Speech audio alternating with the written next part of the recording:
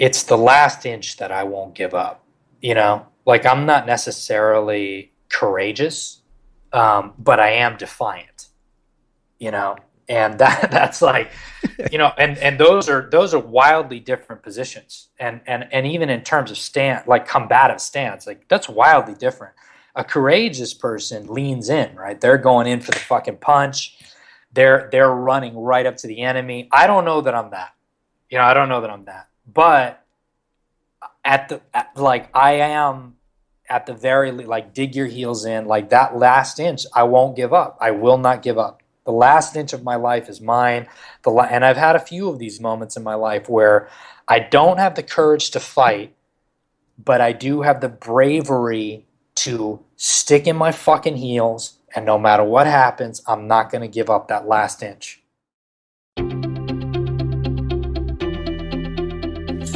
I'm Srini Rao, and this is the Unmistakable Creative Podcast, where you get a window into the stories and insights of the most innovative and creative minds who've started movements, built thriving businesses, written best-selling books, and created insanely interesting art. For more, check out our 500-episode archive at unmistakablecreative.com. AJ, welcome to the Unmistakable Creative. Thanks so much for taking the time to join us. Very welcome, man. It's always a pleasure to hang out with you, my friend.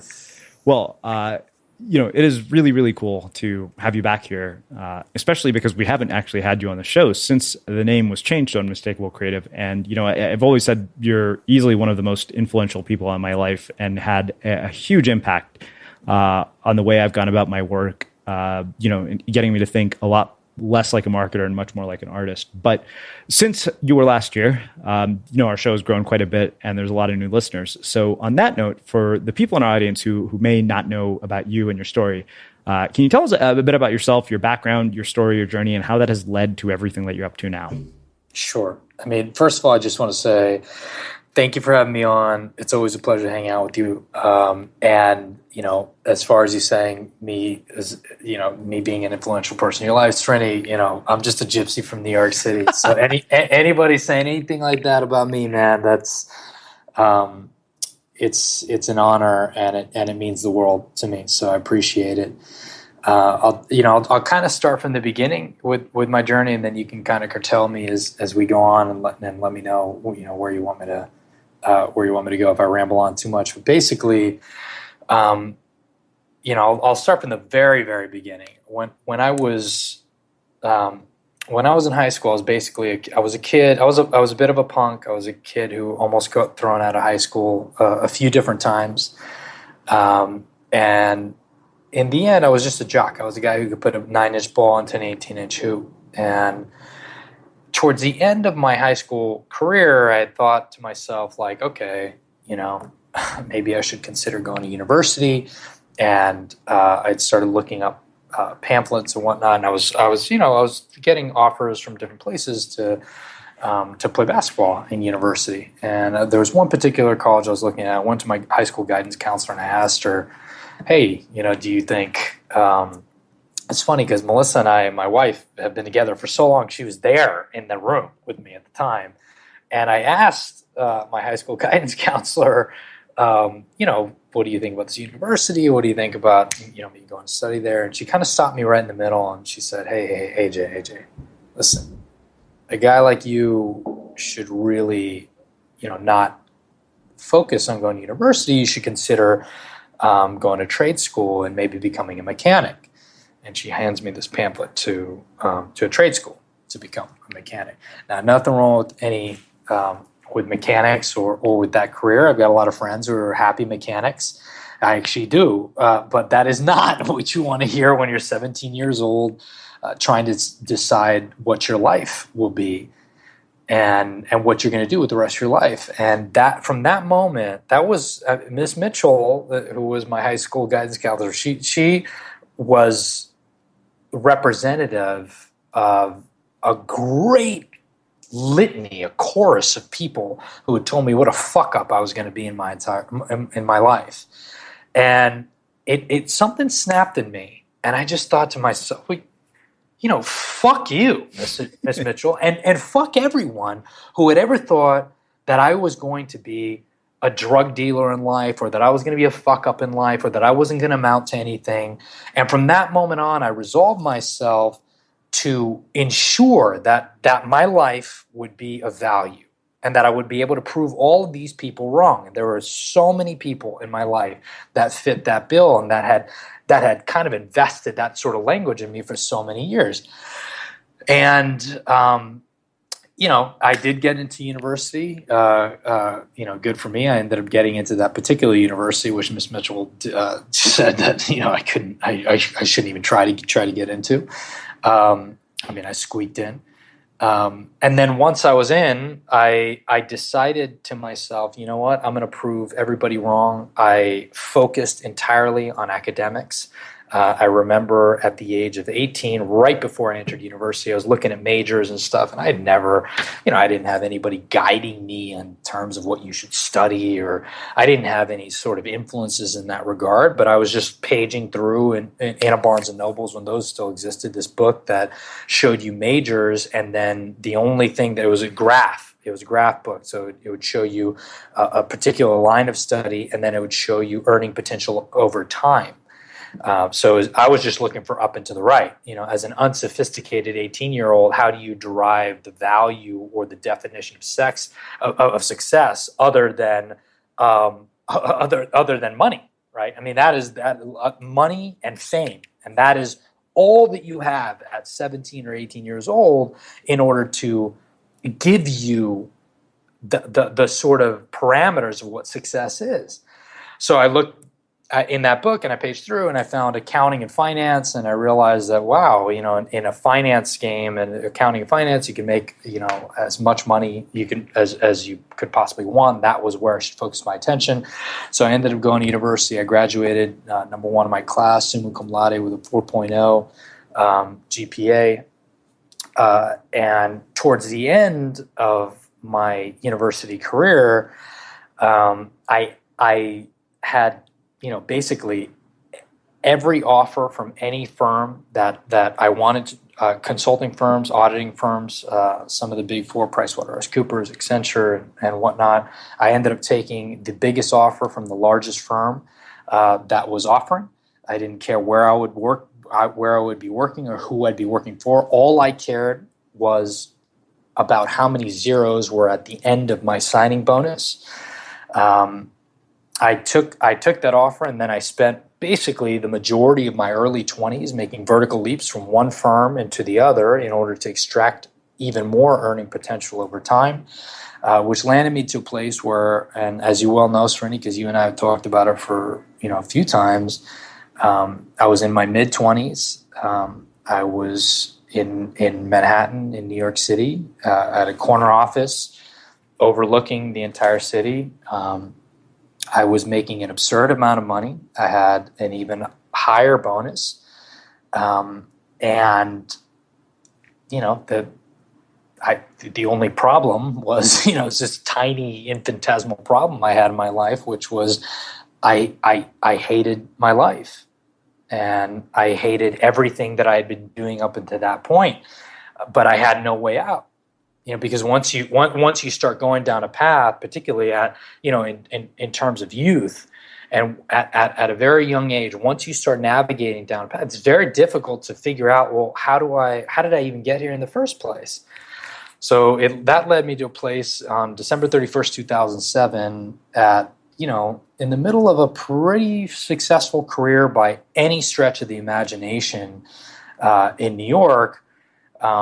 My boss calls me into his office, and he told me, "Hey, you're getting this promotion." And I knew that he and I had talked about it before, but this was it. Like, you're getting it. The new year is starting. You got this promotion we've been talking about. Obviously, it came with a pay raise. It came with more kind of credence, more everything. In a finance game in New York City, it basically meant that I'm minted. As long as I shut the fuck up and follow the rules for the next 40 years, I'm gonna be straight. I'm good financially, which is that game that I was involved in.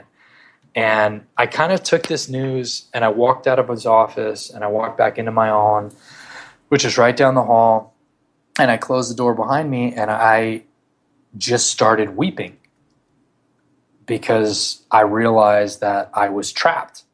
And I realized that there was no way ever that I would ever be able to walk away from that type of money again. And any idea that I had of living a life of adventure, of meaning, of purpose was gone. And every concept, every dream that I had in a moleskin that sat in my desk for many, many years was dead. And that I would relinquish my life up into the fates of this world that I had inherited. And it was profoundly depressing.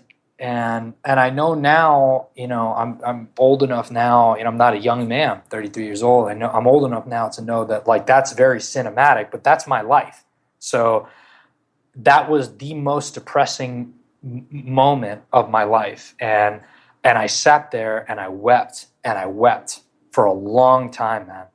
And I saw, and this is the only time this has ever happened to me in my entire life. I saw a vision of myself then, as a 70-year-old man looking back at me at that moment, mourning the glory of this life that could have been, and that was it. My life was scripted and it was finished, and I just kept that this somber, bone chilling depression hit me.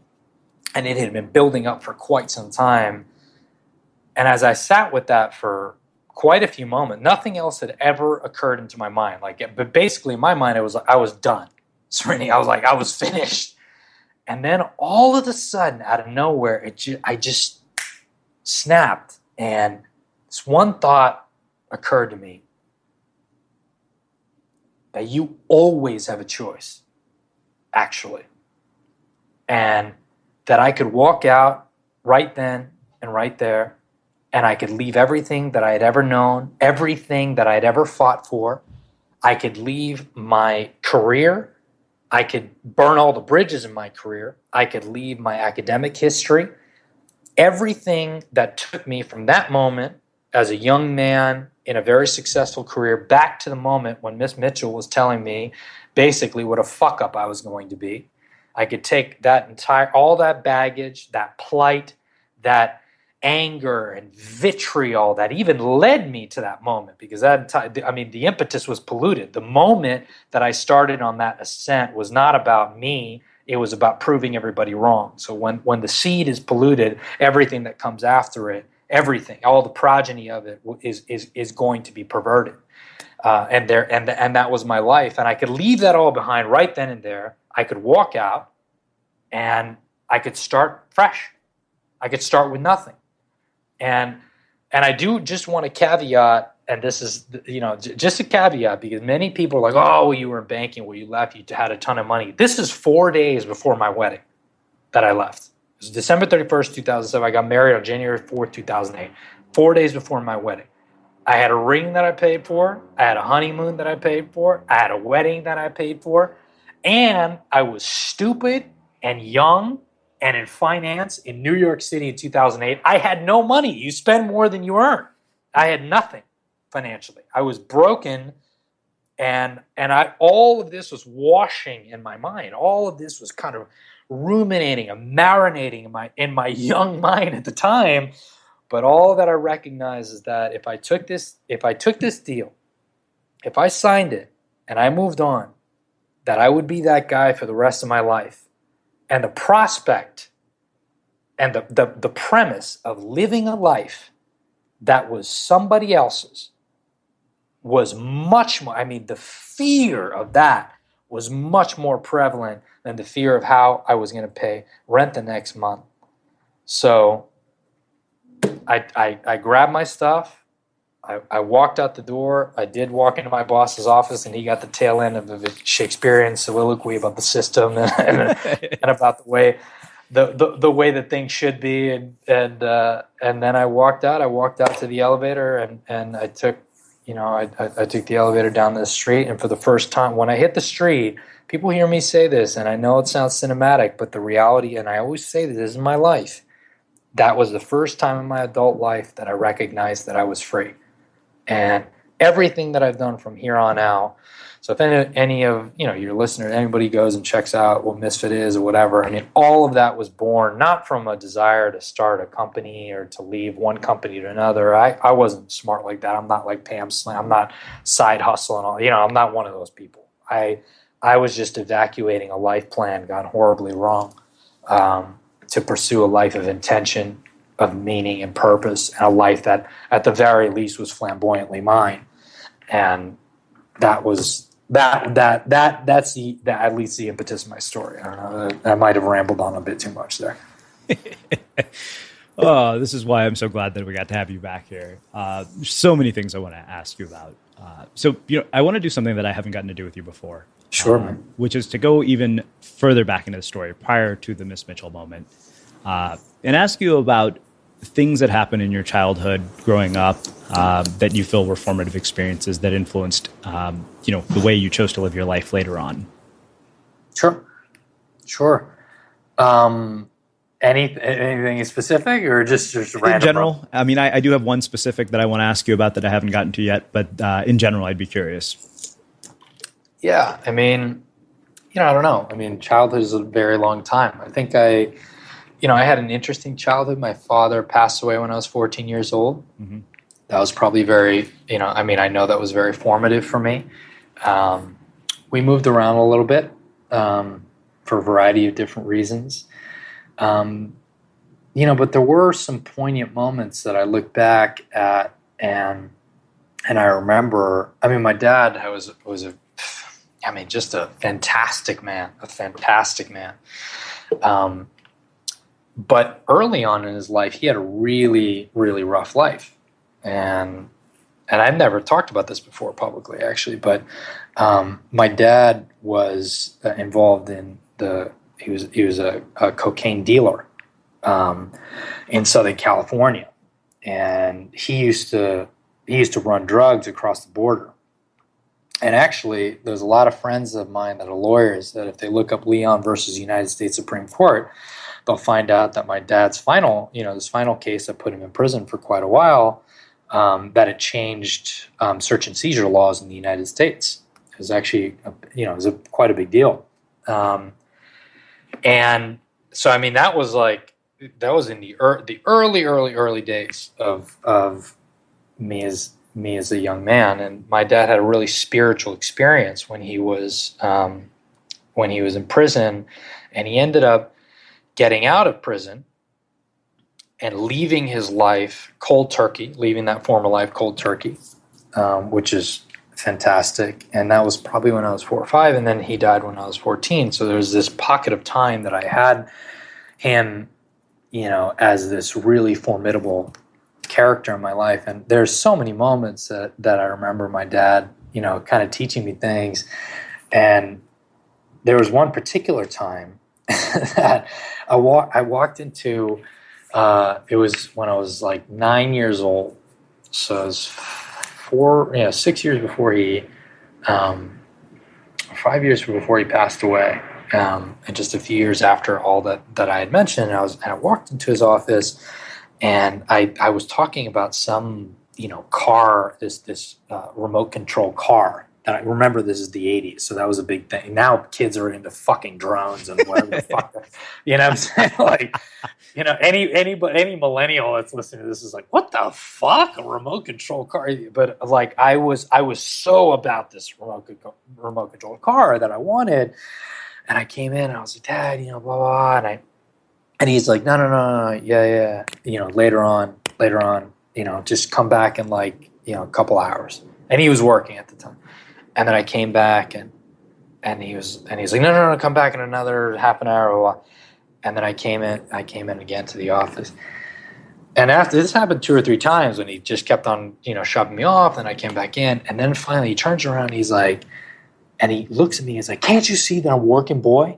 Can't you see that I'm trying to get things done right now? And you keep on coming. You're interrupting me. And he just screamed at me for like 7 minutes. Now, this is my dad, who was, you're not involved in the drug trade in Southern California in the 70s and 80s without being a tough guy. This is, my dad's a big, burly motherfucker. So It's very scary for this guy to yell, you know. And it was mortifying. And I kind of just, you know, shrunk back, and my little heart was broken. And I started to walk out of my dad's office. And then right before I closed the door behind me, he grabs my shoulder through the crack in the door. He rips me right close to him. He grabs the back of my neck. He pulls my face right into his face so that my eyes are like beating right into the back of his. And he looks at me and he says, "Listen to me, son, and listen to me well. You never, ever, ever stop asking. You never, ever stop going until you get exactly what you want. You don't listen to me. You don't listen to anybody. You understand me?" And I just sat there. And even at that age, I could understand the profundity of that statement in the midst of everything that had happened. And and that was it. He kind of just let me go, you know, from that moment. He gave me a big hug and he let me go.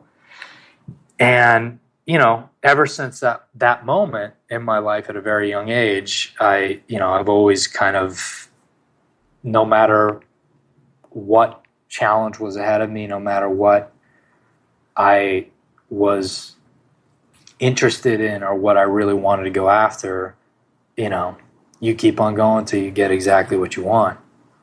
And that was something my dad taught me at a young age, which I've never really talked about before. Okay, so 2 questions come from that. The first is around overcoming environments. I mean, you could have easily ended up in a life of crime. I mean, you had a dad that was incarcerated, and yet you didn't. Your path was literally the exact opposite. So I'm wondering, you know, what it is that enables that. Do you think that is inherently built into certain people like you, or can it be learned, and if so, how? And then the other question is around overcoming significant losses in our lives, because I can't fathom the amount of grief that the loss of a father would create, you know, especially for somebody that was as young as you were when it happened. So I'm just really curious how you navigated that period after your father's death. Yeah, I mean, that's, well, on the one end, I think that, my dad was a reformed dude when he ended up coming out of prison. Now, he wasn't alive for much longer after that, but he was a good person, a good human, and I think that certainly helped, you know. And in terms of dealing with the death of somebody that's that close to you, you know, it's very difficult. Particularly, it depends on, you know, I mean, in a Cuban household, it's very patriarchal. So, you know, it is, the father figure is not just, you know, a father. It is like, it's the patriarch, right? I mean, there's a lot of cultures that are like that, where it's so centered around this, and that's where your hope lies, and that's where the strength lies, and all that.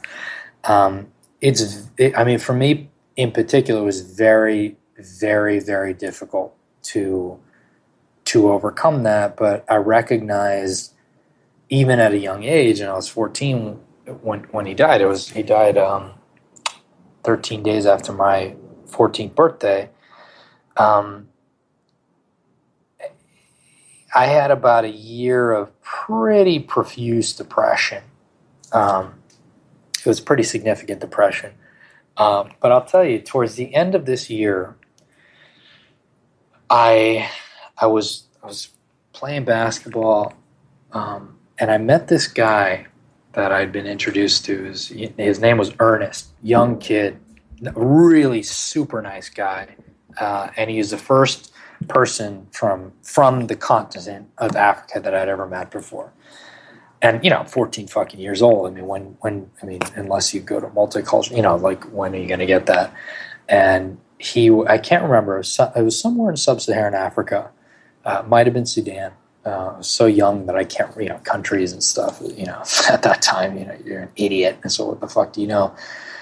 And I remember, you know, during that year feeling really, really, I mean, just broken and sorry for myself for everything that had happened to me. And it wasn't just my dad, it was a few things and whatever. And then I met Ernest, and Ernest and I were shooting together, playing basketball. And I asked him about his family and this. And he's like, "Oh no, I don't. I lost my family." I'm like, "Oh, what do you mean, Ernest?" And he was like, "Oh, well, a couple months ago, these militants came into my village, and they killed my father, and they raped my mother, and they killed my siblings. And I was hiding in a corner, so they didn't find me, and they left me alone." And then he had been rescued from I believe it was the UN, and then ended up through some magical sequence of events making his way to the United States. It was a few months in between those two episodes. And that all of a sudden there was, a heavy dose of perspective that was injected in my life. You know what I mean? Because I was dealing with what I considered a significant line for me in my context. It certainly was, but the moment that you encounter somebody else in a completely different context, that's like, I couldn't even fathom going through what Ernest went through. You know what I mean? Mm-hmm. And that changed that changed my perspective, and it helped kind of tilt my eyes a bit more towards the horizon and towards hope and almost gratitude that this is a horrible situation to have had happened to me, but fuck, there are people out there with so much worse.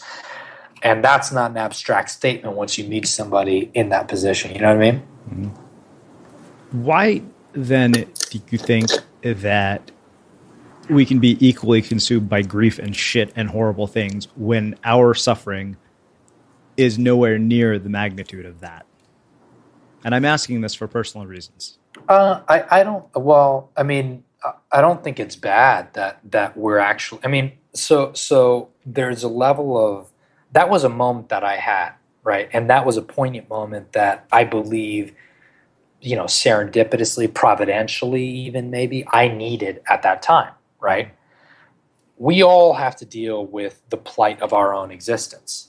And that existence is gonna be different, and it's gonna be tempered differently, and the context of that existence will depend on where we grew up, where we were born, and all that. I don't necessarily believe in the sense that you don't deal with that existence because you have to, you always have to kind of be not only cognizant, but always discussing the fact that another existence is there or exists in the world that is much worse than your own. So it's difficult. So I think that there's a lot of people in the Western world that grew up in the developed world, and we grew up with easier lives than people obviously that grew up say in some dire parts in South Sudan. Mm-hmm.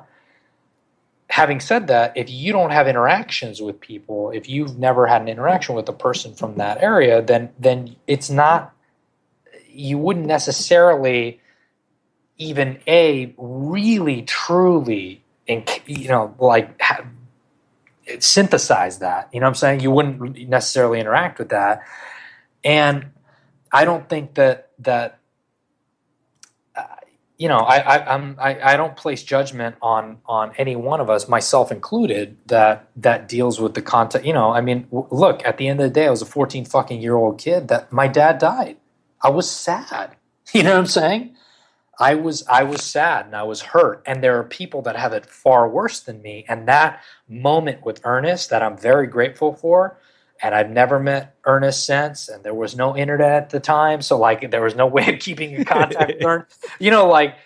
I wish I could contact Ernest and tell him what a profound moment that I only met him that one day, and it was such a profound moment for me.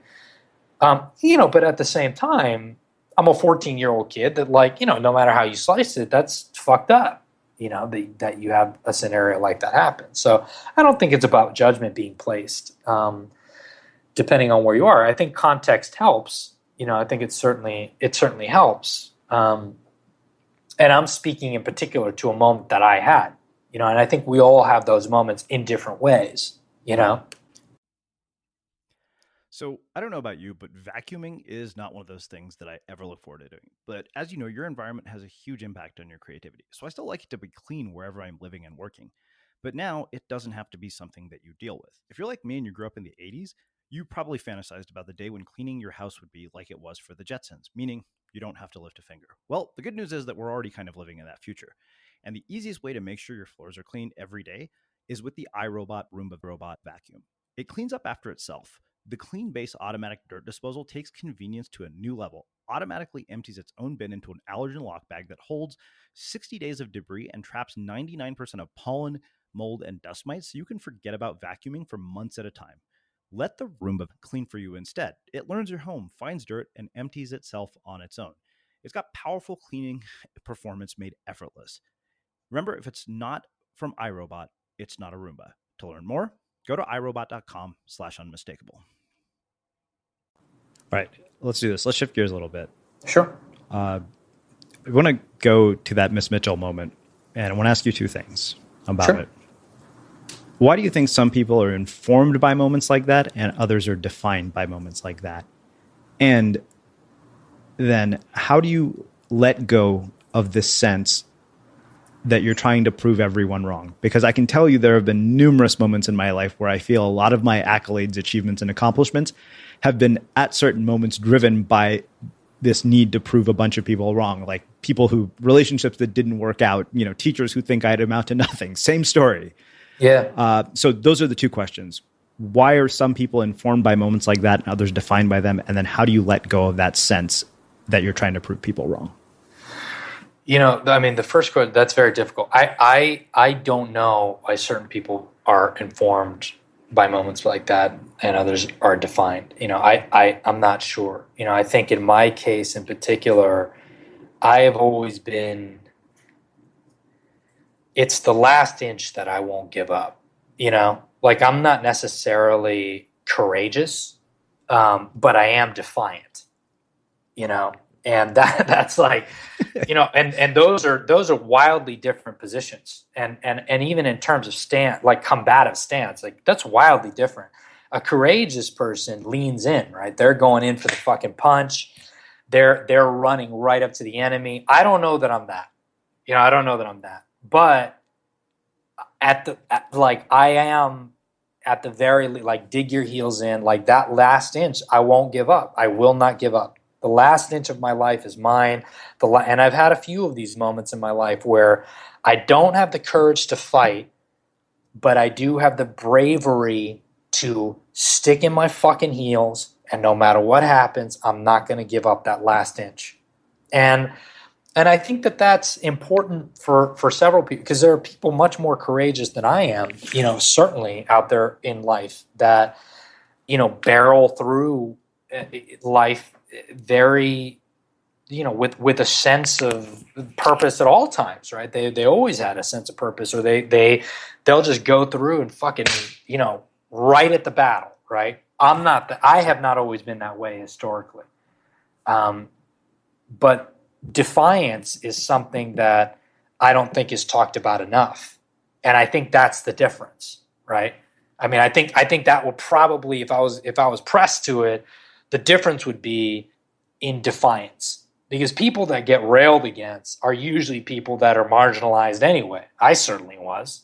I was marginalized, and usually when you're marginalized, you're up against the fucking rails anyway. You're right on the edge of what's acceptable, right?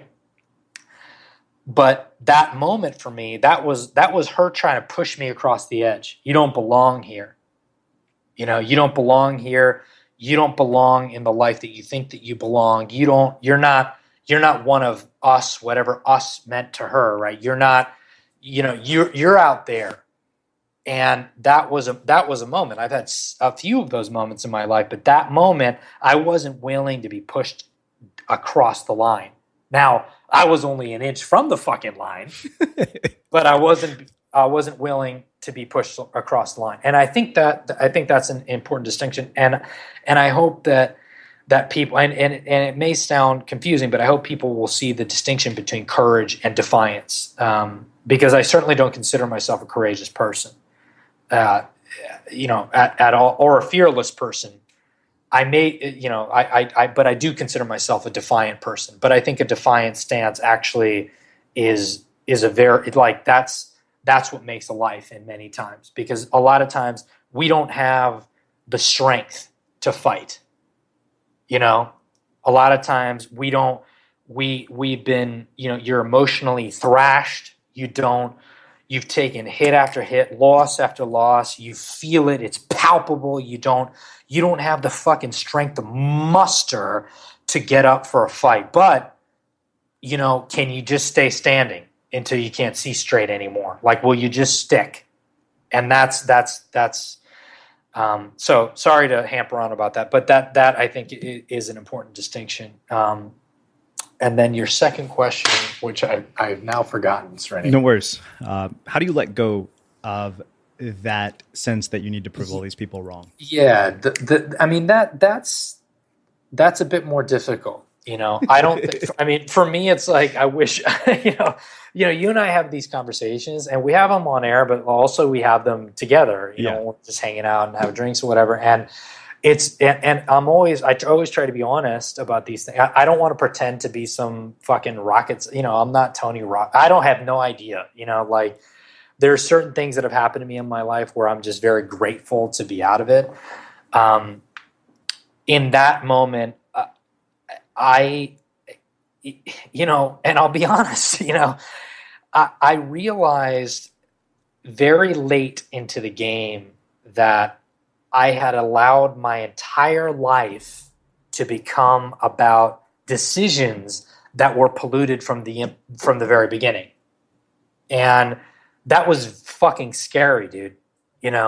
When I was into an incredibly successful career in finance in New York City, I mean, you can't get any better in that world than where I was at that age. You really, in terms of position, you can't.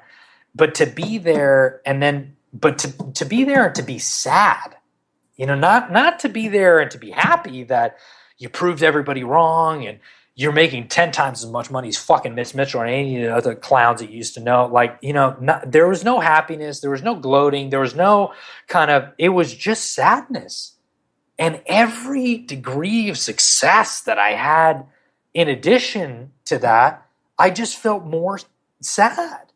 I was just more sad. I mean, the thing about it is, like, the thing about success is, like, if you're succeed at something that you fucking hate, then you hate yourself more and more at every turn for being good at the thing that you fucking despise. It's diminishing returns. It really fucking is. But there's no way. There are no other choices. I didn't have any other choices. I wasn't given any other choice. I didn't know what the choices were. My only choice was to prove everybody wrong. And so, like, I was lost, dude. I was lost.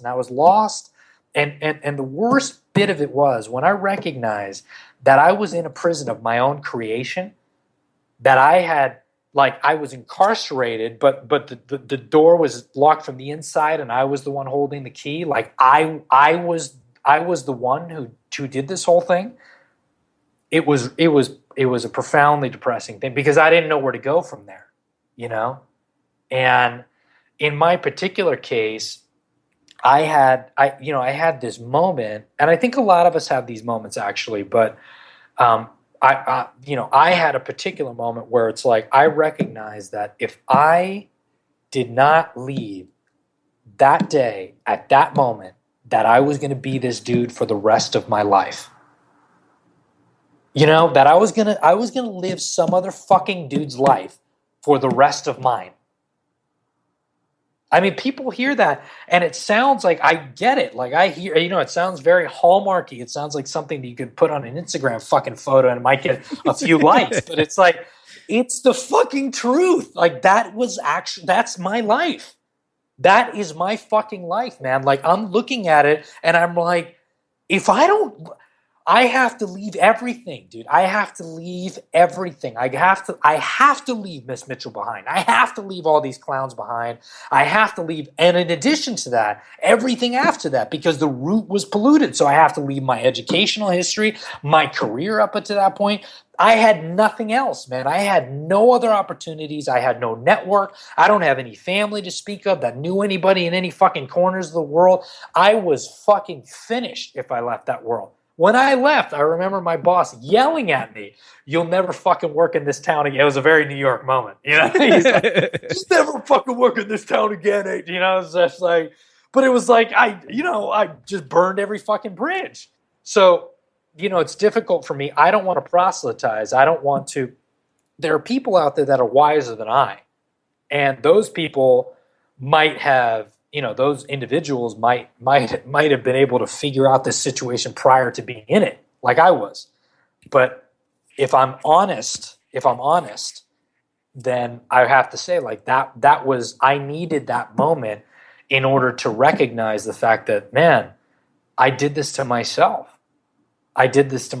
But the greatest verity in that, this sage wisdom that came from that, which we all know, but we know at different points in life that came about for me, is the fact that you always have a choice. You always have a fucking choice, And the most important fucking thing that I learned on that day, honestly, Srini, and this was, and I don't know if this, I hope that this will be valuable for you. I don't know. To me, it was the most important lesson I learned in my life. In that day was that this life is mine, and that it is my one and only, and that's it. When the subtlety and the profundity and the reality of that statement seeps into your fucking bones, and when it ceases to be esoteric, poetic, hippie bullshit, when the pragmatism and the practicality of the fact that you're going to fucking die, you're going to die. This is what you have. This is it. This is what we have right now. Then all the Miss Mitchells, right? And and everyone before her and all that shit, that baggage that we have of all these fucking people that told us what fucking, losers we were going to be in our life, all that completely gets faded away in the fact that this is it, man. This is all I have. These decisions are mine, not hers. I'm not going to relinquish that fucking type of power to her or to anybody else.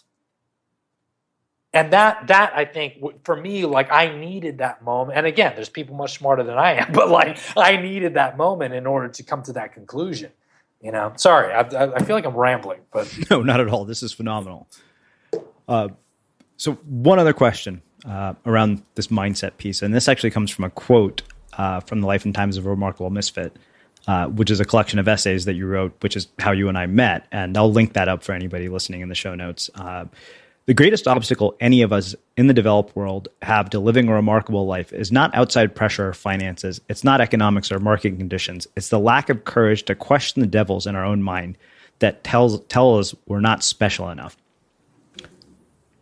What I'm really interested in hearing is how you start to quiet the devil in your mind and realize you're special enough. You pretend. You pretend. Like, the Shakespeare said it best, man.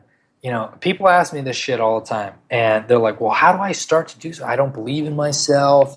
I don't know what I'm doing. I'm starting this thing. And you fucking fake it. You pretend.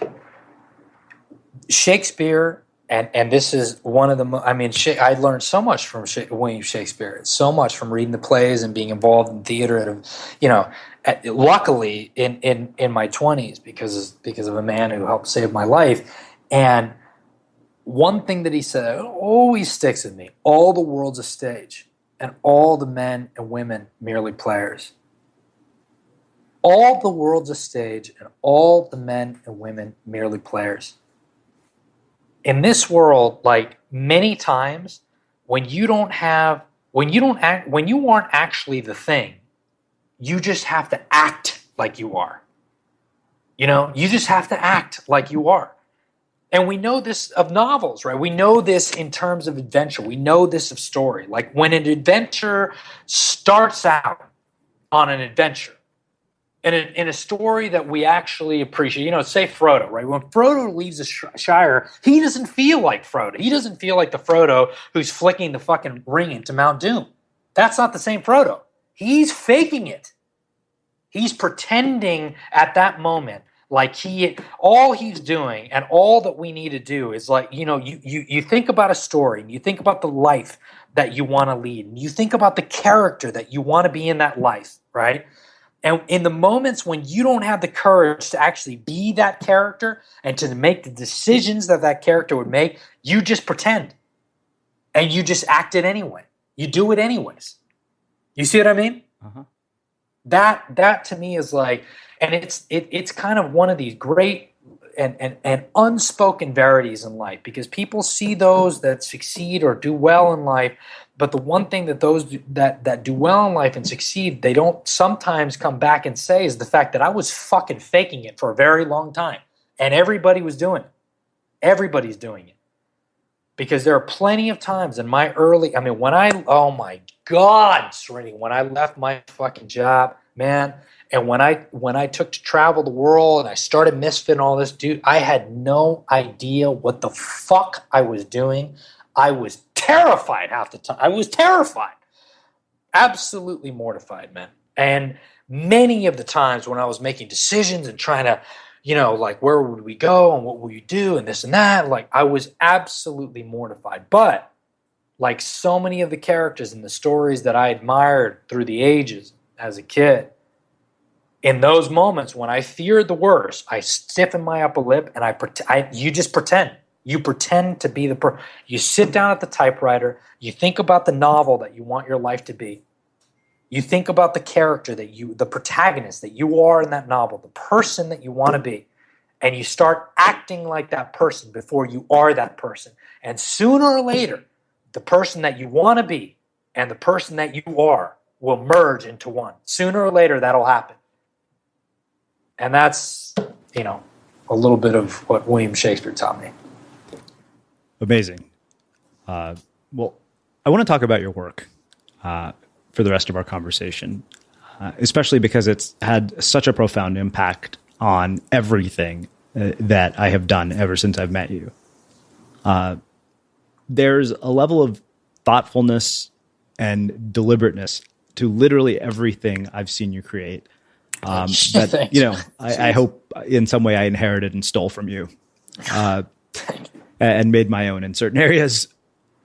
But what I really want to talk about is the early days of all of this and how you eventually arrived at this way of seeing the world, this way of creating things, and this very sort of deliberate ethos in every single thing that you choose to work on and put out into the world, which I realize is a massive fucking question, which we could talk about for 3 hours.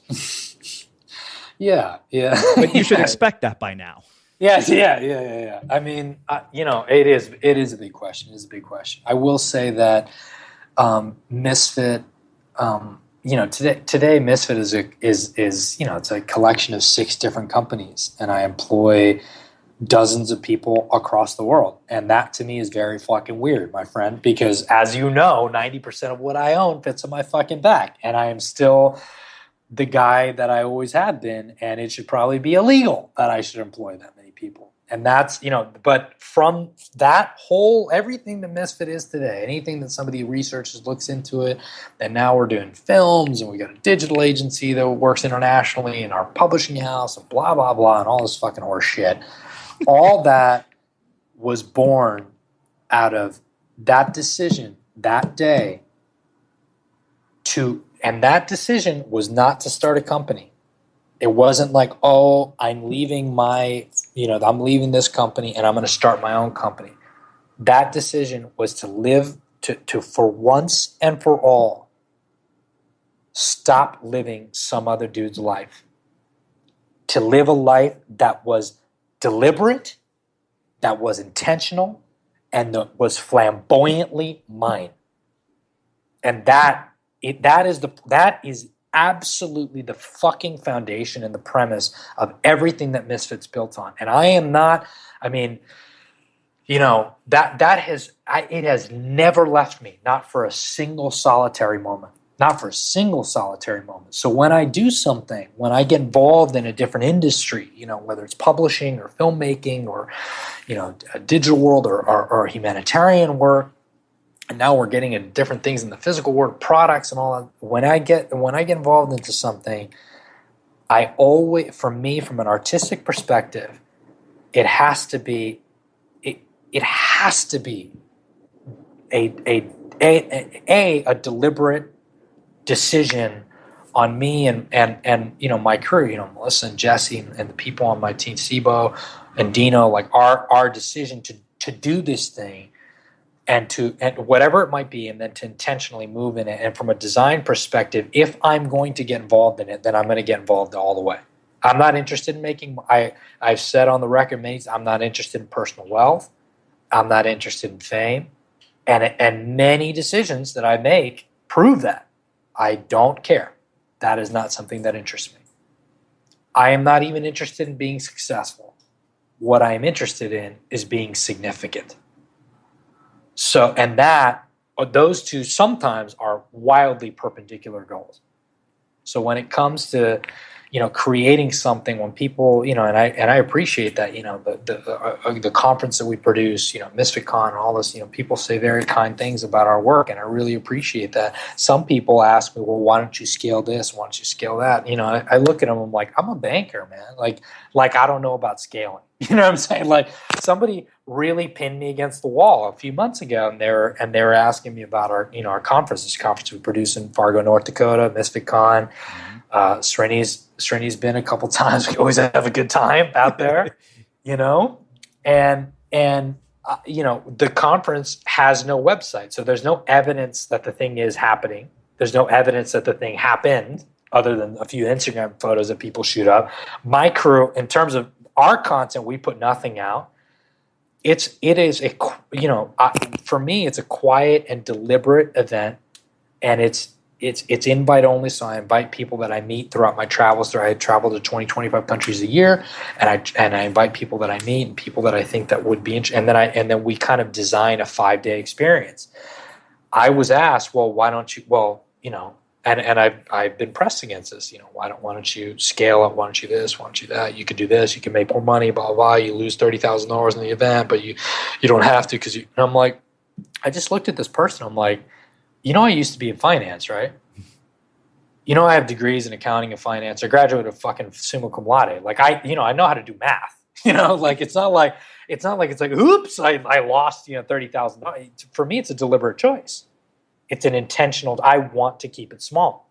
Now, by keeping it small, there's collateral damage. Sometimes that collateral damage is to my pocketbook, but I'm willing to make that investment for the belief in the thing that I'm creating, right? And that to me is okay. And actually, I think there's precedent for that fact, because every artist, visual artist, under the sun, since time immemorial, has limited the amount of the works that they produce, right? Some you see in the bottom right corner, you see 1 of 80, 1 of 20, sometimes 1 of 1, right? Those are arbitrary limitations that they produce.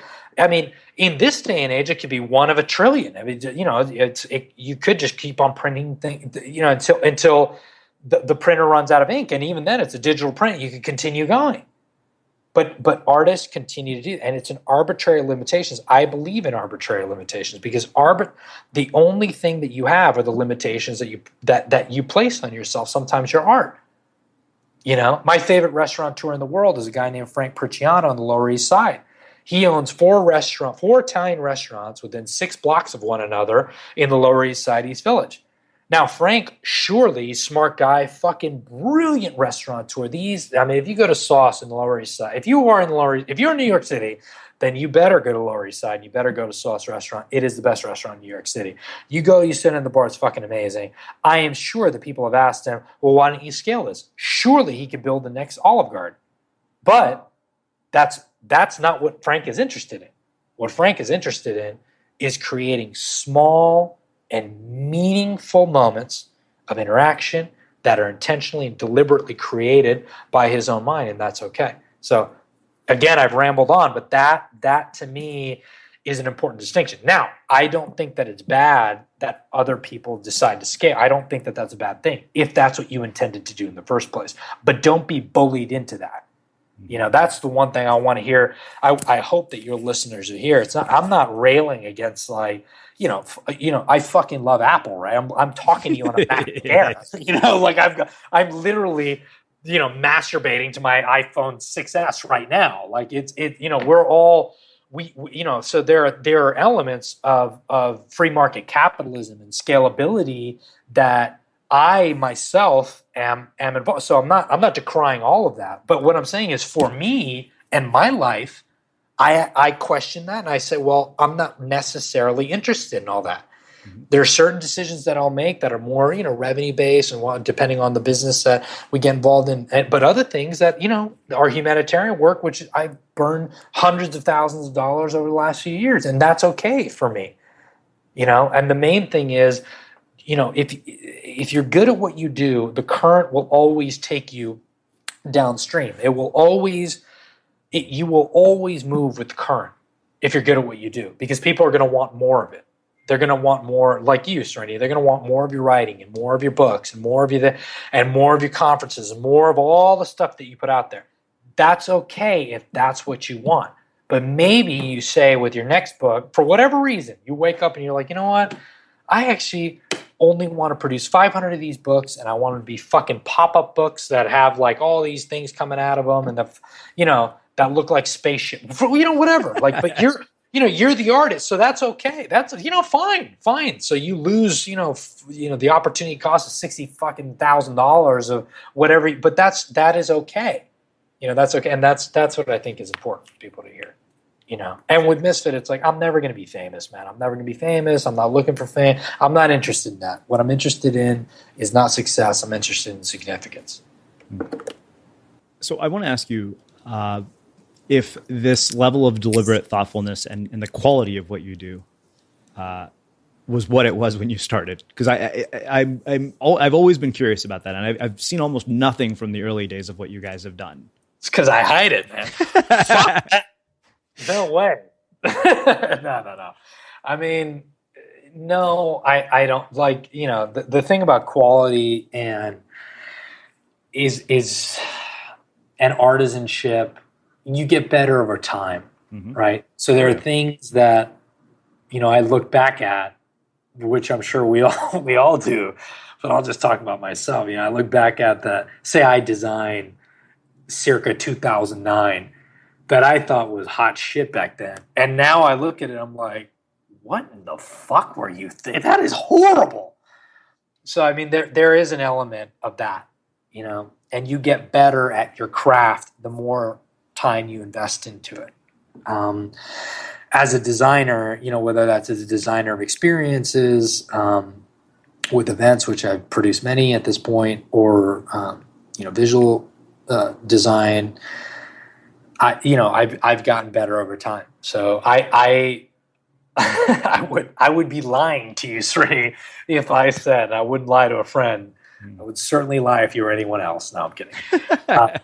That like somehow like I was, we were just born out of the womb, and I was just amazing from day. Absolutely not. I was horrible, but I was always.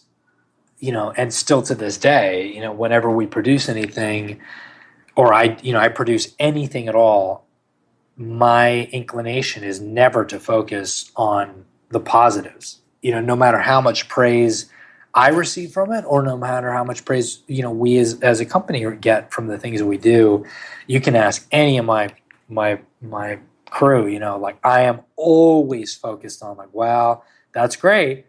And that's wonderful that people are saying that, but don't believe that. Don't believe the hype, because here's like, don't even lie to me. Could we have done this better? Could we have done that better? What about this? What about that? So it's this constant improvement, and an improvement of the craft. But it's for the sake of the work. When you're not working for money, when you're not doing something simply because of the output you get out of it, then the virtue of creating beautiful things is because beautiful things is what the world deserves.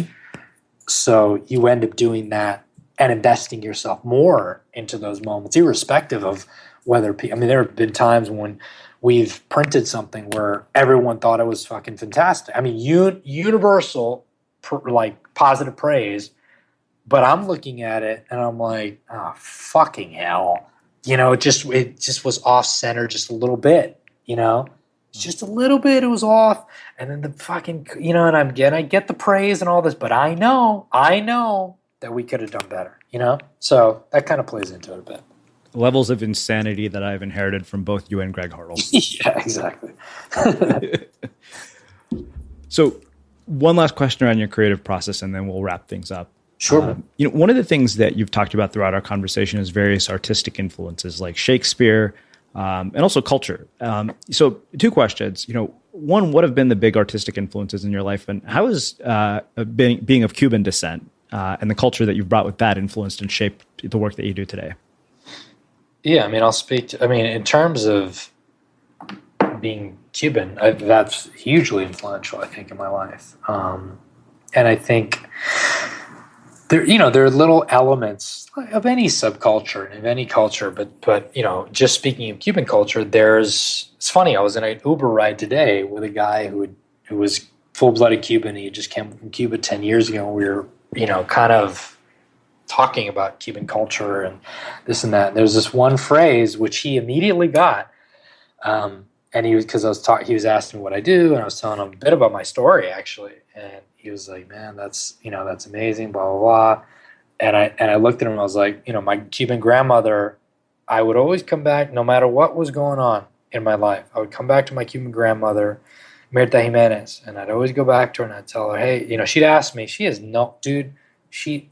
never used a fucking computer in her life. She had no fucking clue what the fuck I was talking about or, what I was doing. She thought it was the iPad was like a magical light box, like a wizardry box the first time I showed one to her. So she has no clue at anything relating to my world whatsoever. But every time I'd come back, I'd tell her, Nanita, estoy haciendo esto, la otro, whatever. And I'd tell her a little bit about what we're doing. And then she'd look at me stoically with a smile on her face, but stoically, and she'd say, "Echa pa'lante, mijo, echa pa'lante," which means keep moving forward. Whether it was bad news or whether it was good news. One thing, Cuban culture, you always, no matter what, you always put one foot in front of another. You keep on moving. And that is certainly played deeply, deeply into my life, that mentality of you just, nunca pares, like echa pa'lante, you keep on putting one foot in front of another. And then in terms of artistic influences, my God, man, so many, there's so many. Definitely the work of, Keith Haring, who was a street artist in the 1980s in New York City, was very influential in my life. Definitely in many, many people's lives. Keith Haring, Basquiat. I don't say this lightly, but Picasso. Da Vinci. I went. I was in Venice about 4 years ago, and I went to a Da Vinci exhibition, but it wasn't Da Vinci's finished works. It was Da Vinci's sketchbooks. So it showed all his works in progress, and some of which were military weapon. It was like it was just like a side of Da Vinci I'd never seen, and it showed this kind of the first Renaissance man, right? So there's a lot. There's a lot of ancients that had Henry V. Julius Caesar. There's a lot of ancients that had great impact on, at least their work, their words had on my life. Yeah. So you actually brought up another question that I realized I probably should have asked earlier in a conversation, but when you mentioned your grandmother, it made me think about this. Throughout the entire process of Misfit and this crazy quest that you've been on, you mentioned always put one foot in front of the other and keep moving forward. Have there been any major setbacks, like moments of just absolute terror where you're mired in panic, fear, anxiety, self-doubt, like things, seeming like they were going to blow up in your face? Fuck yes. Oh my God, yes. Jesus Christ. Yeah, yes. There are plenty of moments where where I thought all was lost, where I sincerely believed that there was no way out, and that I was finished, and that I was the great, that I would be proven to be the greatest fraud of all, which was my greatest fear for a very, very long time. That actually, I wasn't this guy, and I couldn't do these things, and everything that I believed about myself was a lie, and that I was, I was a jester, and I was the greatest fool of all. Plenty of moments. I mean, there was one time in particular back in 2010, when I was sitting in the Winston Churchill Park in Prague, and a few things had gone wrong with some projects that we were working on. And I mean, we were like, it was just, at the time, it was me, Melissa, and my buddy Dino, and Misfit, and that was it. And a couple things had gone wrong, and then there was an accounting error that had happened that double counted revenue. And then all of a sudden, so I thought that I had double of what I had, which was nothing. It was like $3,000. It was literally like, it was mice nuts. But at the time, it was like feast or famine, And then I realized when I looked into it, oh my God, not only don't we have this myopic little bit of revenue that I thought that we had, but we are actually negative right now. I have no money. I have no way of paying my crew, and it was Dino and Drum at the time, and Melissa. This month, I personally have no way to get out of Prague, and I don't know how I'm going to get back home. I don't know, I'm at this B&B, and I've got a couple more nights there, and I remember I sat on a bench with Melissa, in the Winston Churchill statue in Prague, and I've been there since, and it was a big moment of victory 2 years ago when I went back, and I was like, fuck, I'm still alive, I can't believe it. And I just sat there, and I thought to myself, we're done. And I looked at Melissa, and for the first time ever, I had seen a little bit of hope deteriorate in her eyes, and it was sincerely depressing. And then I said, and I looked at her, I'm like, look, we got 20, I forget what it was at the time. They weren't euros because they weren't on the euro yet, but it was like krona. I don't know what the fuck it was. And I was like, look, this is all we have. Let's go get a beer. And let's figure out a way out of this. And when we did, and we went to go get a beer, and it was called, Master's Beer in English. And we had a couple beers, and we figured out, this plan to get back to England, which at the time was kind of home, and do a couple things, and dude, 5 years later, I'm still standing. So it's and that's not the only moment. And I don't say that to you just as a funny story. I think that we don't talk enough about the times that things didn't work out, and we don't talk enough about the times that we were afraid. Yeah. And the fact that we haven't, I haven't always, anyone who looks at my work today, I haven't always been this guy. I haven't. I was made into this guy by believing and faking myself into it, and then here I am. You know what I'm saying? And that's a really important, I think, lesson for people to ruminate on, particularly that are at the beginning of their journey.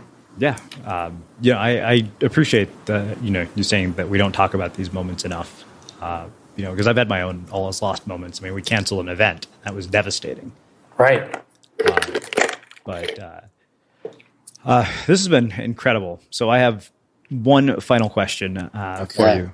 Okay. Which is how we wrap up everything. What do you think it is that makes somebody or something unmistakable? Oh, man, that is such a good question. God, I wish I had a better answer. Or I wish I had a packaged answer. And I know I've said this a couple times in this interview, but I think that what makes an individual unmistakable is when they make a deliberate decision to ensure that this one and only life that they possess is flamboyantly theirs. When you are okay, not only with who you are, but with being flamboyantly you, then of course you'll be unmistakable. And there are no competitors at that point. Because the one thing that we know for sure, Srini, is that in all of human history, there has never been a solitary other person with your genetic makeup, your DNA construct, your social economic upbringing, anything that makes you you has never happened before, will never happen again. It has only happened this one time in you as a unique person. We all talk about unique selling proposition. What do we need to make? When we recognize that you are your own unique selling proposition, as long as you recognize who you are, not only are you okay with it, but you are flamboyantly that, of course you'll be unmistakable. Incredible and poetic, as I expected it would be. It was fun. It's fun hanging out with you as always. Yeah. Well, I can't thank you enough for coming back and subjecting yourself to my crazy questions. It's always a blast, man. Next time we got to do it live and yes, in person for sure. This has been phenomenal, and I really, really appreciate you taking the time to join us and share so much of your story with our listeners. You're welcome, man. It's a pleasure as always, my friend. Yeah, and for everybody listening, we'll wrap the show with that. Thank you for listening to this episode of the Unmistakable Creative Podcast. While you were listening, were there any moments you found fascinating, inspiring, instructive, maybe even heartwarming? Can you think of anyone, a friend or a family member who would appreciate this moment? If so, take a second and share today's episode with that one person, because good ideas and messages are meant to be shared.